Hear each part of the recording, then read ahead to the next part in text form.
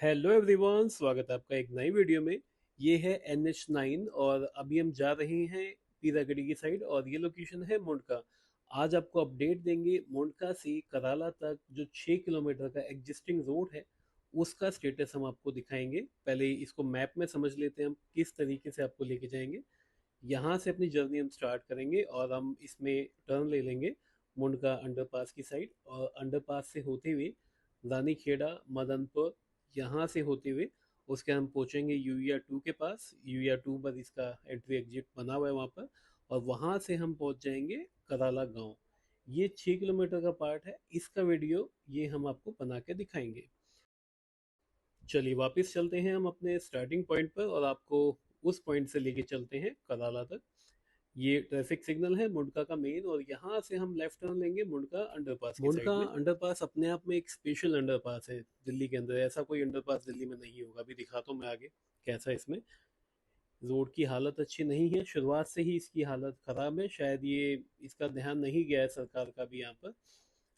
ये है शहीद कैप्टन विक्रांत बत्रा रोड, यहाँ इनका फोटो भी लगा हुआ है सर का, और यहीं से हम इसकी शुरुआत करेंगे। और हम सबसे पहले अंडरपास आपको दिखाते हैं यहाँ से। और ये वीडियो है ना, इसको कंप्लेंट में मत लेना, मैं आपको पहले ही इसमें डिस्क्लेमर डाल देता हूँ कि ये कोई कंप्लेंट नहीं है किसी प्रकार की। सरकार इसे चाहे तो एक सजेशन ले सकती है कि ये रोड भी बनना चाहिए, क्योंकि कंप्लेंट करने की पावर हमारे अंदर नहीं है। यहाँ हम अंडरपास तक पहुँचने वाले हैं। यहाँ पर आसपास काफ़ी इंडस्ट्रीज हैं, तो बड़े व्हीकल काफ़ी चलते हैं। और ये वाला जो रोड है, जब UER 2 शुरू हो जाएगा उसके बाद इस पर लोड कम हो जाएगा, लेकिन फ़िलहाल काफ़ी गाड़ियाँ यहाँ से आती जाती हैं। काफ़ी ने यहाँ से मजबूरी में आना बंद भी किया है, लेकिन ऑप्शन नहीं है, इस वजह से यहीं से आना होता है। इसके अलावा जो दूसरा ऑप्शन है वो है गेवरा, जो रेलवे क्रॉसिंग है वहाँ से, लेकिन वहाँ कई बार कई कई घंटे का जाम लग जाता है। कई बार वहाँ एक इंडियन प्लांट है, उसमें गैस देने के लिए गाड़ी आती है, अगर वो गाड़ी आ जाए तो 1 से 1.5 घंटा के लिए फाटक वो बंद हो जाता है, तो उस वजह से लोग यहीं से जाना ज़्यादा प्रेफर करते हैं। अभी कुछ दिन पहले UER 2 का एक कैरिजवे ओपन कर दिया था रेलवे लाइन के ऊपर से, तो उससे बहुत सुविधा हो गई थी, बहुत टाइम बचने लगा था, लेकिन शायद वहाँ जाम लगने लगा, इस वजह से उसे दोबारा से बंद कर दिया है। अब ये हम अंडरपास में एंट्री ले ली हमने। अब आपको इसका ड्रोन व्यू दिखाता हूँ मैं आपको, ये देखिए। यहाँ आप देख सकते हैं काफ़ी गाड़ियों का यहाँ आना जाना लगा होता है, लेकिन जो यहाँ रोड की हालत है वो बहुत ज़्यादा ख़राब है। इसे कभी कभी रिपेयर भी किया जाता है, साल 2 साल में इसे ठीक किया जाता है, लेकिन वो 1 महीना भी नहीं चलता, क्योंकि इसमें पानी बहुत ज़्यादा है। इसमें लीकेज है, एक्चुअल में इस अंडरपास के अंदर लीकेज है। ये आप देखिए, यहाँ रोड टूटा हुआ है, मतलब इसमें पानी आता है, इसमें जगह जगह से पानी आता है इस अंडरपास में। 2013 में इसे इनोग्रेट किया गया था, और इनोग्रेशन के दिन भी इसमें पानी था, मतलब एक अजीब सी बात है। मैं यहाँ कुछ उसका कटिंग नहीं लगाऊंगा, मैं इसका लिंक दे दूंगा आपको डिस्क्रिप्शन में, आप देखना। 2013 में जब इसका इनोग्रेशन किया गया था तो उस दिन भी बारिश आई थी, उसमें पानी भर गया था, तो काफ़ी दिक्कत हुई थी। उसके अलावा अगर बारिश नहीं आती है तो भी यहाँ पानी आता है। अब आप यहाँ देखिए, आपको पानी के निशान दिखाई देंगे, इसमें कंटिन्यू पानी आता है, अंडरपास के अंदर पानी आता है, और ये रोड है यहाँ पे भी कई जगह से पानी निकलता है जो कंटिन्यू अंडरपास के अंदर की साइड जाता है। तो इसका सोल्यूशन यहाँ नहीं हो पाया है।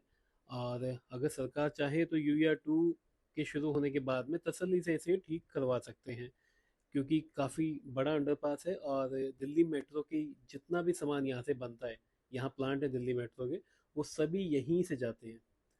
तो बड़ी गाड़ियों का आना जाना काफ़ी है इसमें, और उसी हिसाब से ये अंडरपास बनाया गया है कि इसमें बड़ी गाड़ियाँ भी आसानी से निकल सकें। लेफ्ट में आप देख सकते हैं यहाँ पर काफ़ी ख़राब हालत है इस रोड की। और अब इसके अंडरपास के दूसरी साइड भी आपको ले चलता हूँ मैं, बाई रोड भी मैं दिखाऊंगा आपको। पहले हम इसका ड्रोन व्यू देख लेते हैं। काफ़ी लंबा ये अंडरपास है, लगभग 650 मीटर लंबा ये अंडरपास है, और इसको बनाने में उस टाइम 51 करोड़ रुपए लगे थे। 2013 में ये कंप्लीट हुआ था जब इसका इनोग्रेशन हुआ था। लगभग 51 करोड़ की इसमें लागत आई थी, और 650 मीटर इसकी लंबाई है इस अंडरपास की। तो काफ़ी अच्छा ये बनाया गया था उस टाइम, लेकिन ये पानी वाला जो इसमें लीकेज है ये कभी ख़त्म नहीं हुआ, इसमें हमेशा पानी आता है, मतलब इसकी दीवारों में से पानी निकलता है।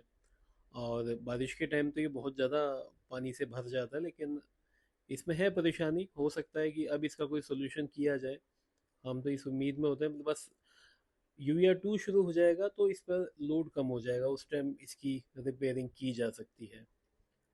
यहाँ देखिए, ये इसकी दूसरी वाली साइड है और रोड की हालत यहाँ भी बहुत ख़राब है। ये ठीक किया गया था, लगभग शायद 1 साल हो गया, उस टाइम ये ठीक किया गया था और बिल्कुल बहुत अच्छा हो गया था ये। बहुत स्मूथ इसमें गाड़ी निकल जाती थी, लेकिन मुश्किल से 1 महीना वो सिचुएशन रही। उसके बाद ये दोबारा टूटने लगा, क्योंकि यहाँ पर हैवी व्हीकल्स बहुत चलते हैं। और जो ऑरेंज वाली बस है DTC की क्लस्टर वाली, जो सामने से जाती हुई दिखाई दे रही है, यहाँ उसके डिपो हैं, 3 डिपो हैं, तो काफ़ी बसेस भी यहीं से आती जाती हैं।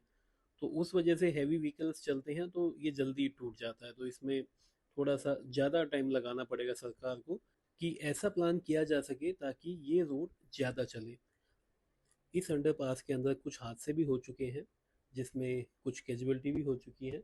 तो ज़रूरी है कि ये बिल्कुल सही किया जाए, और ताकि लोग बड़े आराम से और सेफ्टी से इस अंडरपास से निकल सकें। अब चलिए अंडरपास के अंदर की साइड का हम इसमें व्यू देखते हैं। अब यहाँ हम इसमें अंदर आ गए। इसमें रोड की कंडीशन यहाँ ठीक है, इतने हिस्से में इसमें कंडीशन ठीक है। दूसरे वाली जो साइड है उसमें, ये वाला जो पार्ट है उसमें खराब है कंडीशन। यहाँ पर इस वाली साइड में मिडल वाला पार्ट ठीक है, जब इसका एंड पार्ट आ जाएगा वहाँ रोड खराब है। और दूसरी वाली साइड है, जब हम वापस जाएंगे वो बिल्कुल खराब है, उसमें पानी बहुत ज़्यादा, उस साइड पानी ज़्यादा आता है, इस साइड पानी कम आता है। लेकिन इस वाले हिस्से में ये वाला जो पार्ट है ये कभी ठीक नहीं होता है। ये देखिए, ये वाला जो पार्ट है ये हमेशा इसमें खराब रहता है। अब अंडरपास की काफ़ी बुराई हो गई, अब हम यहाँ से आगे चलते हैं। यहाँ से हम बिल्कुल सीधे जाएंगे, रानीखेड़ा मदनपुर होते हुए हम कदाला पहुँचेंगे। यहाँ से कुछ लोग इस अंडरपास के एंड पॉइंट से यू टर्न लेके रेलवे लाइन की साइड जाते हैं और वहाँ से UER-2 से अपना बाकी का सफ़र तय करते हैं। वो क्योंकि नया रोड बना हुआ है और ये आगे काफ़ी जगह टूटा हुआ है, तो उससे जाने में काफ़ी कंफर्ट हो जाता है। तो काफ़ी लोग यहाँ से वापस लेके उस साइड से जाते हैं। ये यहाँ जैसे मैंने आपको बताया, यहाँ मेट्रो के प्लांट है जहाँ पे मेट्रो का सामान बनता है, प्री कास्ट जो भी सामान है यहीं से जाता है। बड़े से बड़े जो यू गर्डर्स हैं वो भी यहीं से बन के जाते हैं। इसके बाद यहाँ पर है DSIDC का लैंड, मतलब कि दिल्ली इंडस्ट्रियल एरिया का लैंड है यहाँ पर लिया हुआ। अभी तो उसमें सब में पानी भरा हुआ है। यहाँ पर आप दाएं बाएं कभी यहाँ देखेंगे पानी इसमें भरा हुआ है सब जगह। लेकिन ये जो लैंड है ये दिल्ली इंडस्ट्रियल एरिया की प्लानिंग के हिसाब से लिया गया है। और पीछे सुनने में भी आता था कि यहाँ पे IT सेक्टर के एक इंडस्ट्रियल एरिया बनाया जाएगा, लेकिन उस टाइम वो नहीं हो पाया, तो शायद अब इसमें कुछ डेवलपमेंट की जाए। ये जो आपको सामने जितना भी खाली एरिया दिखाई दे रहा है दाएं बाएं, ये सब DSIDC का लैंड है। और यहाँ पर आने वाले टाइम पर काफ़ी प्लान होंगे सरकार के। जब यहाँ कोई डेवलपमेंट होगी तो वो भी अपडेट हम आपको ज़रूर देंगे। यहाँ पर राइट हैंड साइड पर DTC की क्लस्टर बसेस जो हैं ऑरेंज वाली, उनके 3 डिपो हैं यहाँ पर। वो सभी बस यहीं आती हैं और इस वजह से यहाँ पर आवाजाही ज़्यादा होती है इस रोड पर। इस वजह से ये रोड हम चाहते हैं कि बिल्कुल ठीक रहे, ताकि लोग यहाँ आसानी से निकल सकें। जिस हिसाब से आप यहाँ व्हीकल्स की मूवमेंट देख रहे हैं, कमर्शियल व्हीकल्स भी यहाँ काफ़ी हैं, तो ये रोड काफ़ी अच्छा होना चाहिए। कहीं कहीं इसकी हालत ख़राब है, उसे रिपेयर करने की बहुत ज़्यादा नीड है। यहाँ के लोकल्स ज़्यादा परेशान हैं इसके रोड के ख़राब होने से, क्योंकि उन्हें तो डेली यहीं से आना जाना होता है।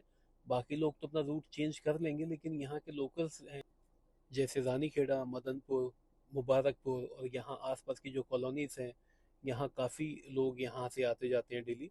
तो ये रोड अगर ठीक हो जाए तो काफ़ी लोगों को सहूलियत हो जाएगी। ये देखिए, ये लोकेशन है, यहाँ से एक्चुअल में UER-2 आना था। सामने जो आपको हाई टेंशन की केबल्स दिखाई दे रही हैं, यहाँ से UER-2 जाना था इस हाई टेंशन जो लाइनें हैं इनके साथ साथ। लेकिन यहाँ कॉलोनीज काफ़ी ज़्यादा हो गई, जिस वजह से UER-2 का अलाइनमेंट चेंज करना पड़ा। अदरवाइज UER-2 यहाँ से आना था। जब NHAI को दिया गया UER-2 DDA से लेकर, तो NHAI ने अपने प्लान में यही हिसाब लगाया कि इतनी बड़ी कॉलोनी को डेमोलिश करना और उसके बाद उनको मुआवजा देना, साथ में ये भी हो सकता है कि कोई कोर्ट में स्टे ले ले, तो इस तरीके की परेशानियां आ सकती थी। इसलिए UER-2 को थोड़ा सा घुमा के निकाला गया, जो खेतों की जमीन थी वो ली गई। इससे लोगों के घर भी बच गए, NHAI का पैसा ही बच गया और ये UER-2 भी कंप्लीट हो गया, या ये कह लें कि ये होने वाला है। अब हम पहुंच गए हैं रानीखेड़ा। लेफ्ट हैंड साइड पे रानीखेड़ा गांव है और राइट हैंड साइड पे भाग्य विहार। यहाँ पर पानी भरने की बहुत समस्या है और जो ज़मीन में पानी का लेवल है वो भी काफ़ी ऊंचा है, तो पानी जल्दी से निकल नहीं पाता है। तो इस समस्याओं की वजह से अभी पिछले साल ही दिल्ली सरकार ने यहाँ पर सीवर की मेन लाइन का यहाँ पर काम करवाया है। इस रोड पर ही जो सीवर की मेन लाइन होती है, ट्रंक लाइन जिसे बोलते हैं, वो यहाँ पर दबाई गई है, जिसका यहाँ काम होता था। तो उस वजह से भी कई जगह से इस रोड को तोड़ा गया, तो उसको भी रिपेयर सही से किया नहीं गया, तो उसकी वजह से भी परेशानी देखी जगह जगह। जैसे ये टूटा हुआ है, तो ये उसी टाइम तोड़ा गया था लेकिन ये ठीक नहीं किया गया, तो ये परेशानी भी यहाँ ज़्यादा हो गई है, क्योंकि ये टूटता चला चला जाता है। जैसे बारिश आती है उसके बाद में जो ये जो टूटा हुआ है ये और ज़्यादा बड़ा हो जाएगा। यहाँ आसपास की जो कॉलोनीज हैं उसमें नई सीवर की लाइन और नए रोड्स तो बनाए गए, लेकिन ये जो मेन रोड है इसे छोड़ दिया गया है। इसको शायद कोई एनओसी नहीं मिली होगी किसी डिपार्टमेंट से, उसी वजह से इनका काम पेंडिंग यहाँ रह जाता है। तो जगह जगह जैसे इस पर क्या है, हम कांस्टेंट स्पीड में नहीं चल सकते, कुछ हिस्सा सही मिलेगा और अचानक कोई खड्डा आ जाएगा जिसकी वजह से हमें स्लो होना पड़ेगा, जैसे ये देखिए।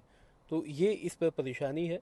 तो हम तो यही चाहेंगे कि सरकार थोड़ा सा इस पर ध्यान दे। सिर्फ 6 किलोमीटर है और इसे ठीक कर दे कि यहाँ के लोग आसानी से आ जा सके, क्योंकि मैं कमेंट्स में देखता हूँ लोग कहते हैं कि बिल्कुल हमें ऐसा माना ही जाता कि हम दिल्ली के हैं, इस टाइप के कुछ कमेंट्स आते हैं। तो यहाँ के जो लोग हैं अगर वीडियो देख रहे हैं और आपके पास कोई इन्फॉर्मेशन है तो वो मुझे बताना, और अगर मैंने कुछ गलत बताया हो तो वो भी सही कर देना, क्योंकि हो सकता है कोई गलती इसमें हो गई हो, तो वो भी मुझे बताना। कोशिश तो की है कि कोई मिस्टेक ना हो। अब ये पॉइंट आ गया है, यहाँ से हम जा सकते हैं मुबारकपुर की साइड में। यहाँ से राइट टर्न लेंगे तो मुबारकपुर की साइड जा सकते हैं, और यहाँ से सीधा हम जाएंगे अभी कराला की साइड में। ये लोकेशन मदनपुर है और यहाँ से हम बिल्कुल सीधा चलेंगे। ये आप देख सकते हैं रोड यहाँ भी टूटा हुआ है, कुछ हिस्सा सही मिलेगा कुछ हिस्सा ख़राब हो जाएगा। और जिस टाइम बारिश आएगी उस टाइम मैक्सिमम ये जो रोड है वो पानी के अंदर ही हमें दिखाई देगा। इसमें पानी इतना ज़्यादा होता है क्योंकि यहाँ पर निकासी अभी नहीं है। जैसा मैंने बताया कि सेवर की जो लाइन डाली गई है वो आने वाले टाइम पे काम आएगी, शायद अभी फंक्शनल नहीं हुई होगी लेकिन आने वाले टाइम पे काम आएगी। तो ये यहाँ सुविधाएं चाहिए, यहाँ पे एक्चुअल में पानी का जो ड्रेनेज है उसके लिए यहाँ सुविधा चाहिए। इस समस्या की एक वजह ये भी है कि ये रोड जो है कनेक्ट करता है मुंडका से कराला। इसके बीच में गांव आते हैं रानीखेड़ा, मदनपुर, मुबारकपुर और रसूलपुर। अब उसके अलावा भी यहाँ पे काफ़ी कॉलोनीज बस गई हैं और काफ़ी लोग यहाँ आकर रहने लगे हैं। अगर डीडीए इनका वो बनाता, अपने हिसाब से डीडीए अगर बनाता तो वहाँ पर रोड बनाता, वहाँ पे पानी के आने का जाने का दोनों का इंतजाम किया जाता। लेकिन ये सब काम किया प्राइवेट कॉलोनाइजर ने, तो वो सिर्फ प्लॉटिंग करते हैं, वो इन चीज़ों को ध्यान में नहीं रखते हैं। तो ये समस्या इसलिए बन गई।